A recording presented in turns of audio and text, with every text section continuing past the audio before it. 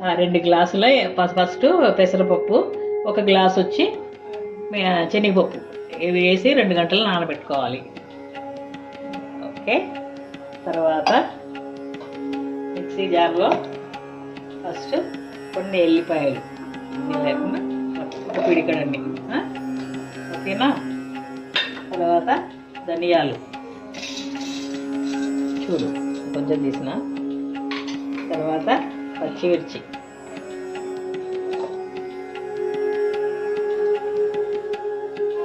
తర్వాత జీలకర్ర 2 చెంచాల వేసుకోవచ్చు, లేకపోతే 2-3 కూడా వేసుకోవచ్చు. తర్వాత ఇది మిక్సీ పట్టుకోవాలి. బరకగా పప్పు మిక్సీకి వేసుకోవాలి. ఇందులో కారం,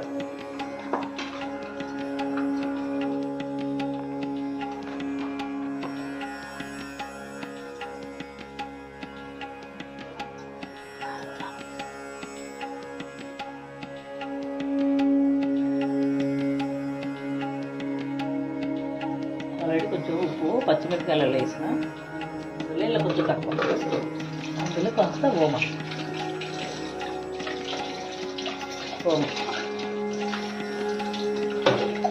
తర్వాత కాస్త నువ్వులు,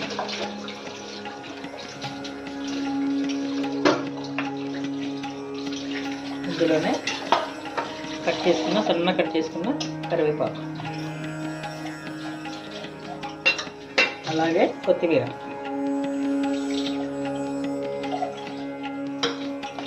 కాస్త పుదీనా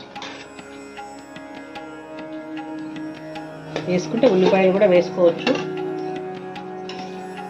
ఇవన్నీ వేసుకొని కాస్త ఉల్లిపాయలు ఉంది కదా అక్కడ, కాస్త ఉల్లిపాయలు కూడా వేసుకోవచ్చు.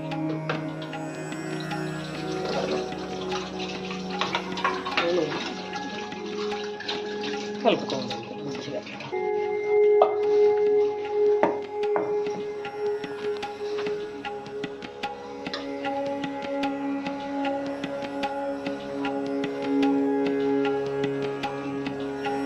ఇలా కలిపి పెట్టుకొని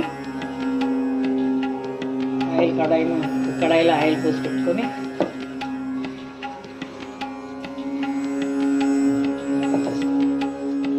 అన్నీ కలిసిపోతాయి మంచిగా. ఓకేనా. క్లాత్ ఇలా కడుక్కొని వేసుకోవాలి. క్లాత్ మీదనే వేయాలి, బాగా వస్తాయి. పిండి ముద్ద ఇలా తీసుకొని చిన్నగా ఇలా ఉండదు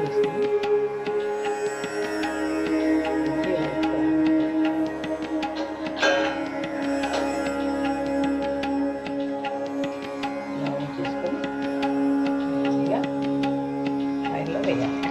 చూసారా, అలాగే చేసుకోవాలండి.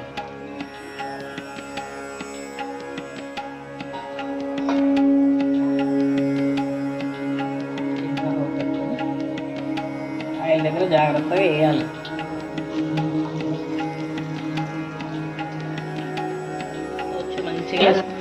మంచి గోల్డెన్ కలర్ వచ్చే వరకు మంచిగా ఫ్రై చేసుకోవాలి, మంచిగా వేసుకోవాలి.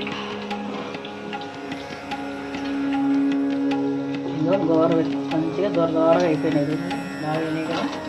చక్కగా ఇలా తీసేసుకోవాలి. కొంచెం ఆయిల్ ఉంటుంది, ఇలా ఇవ్వాలనుకొని ఇలా మెల్లిగా ప్లేట్లోకి తీసుకోవాలి.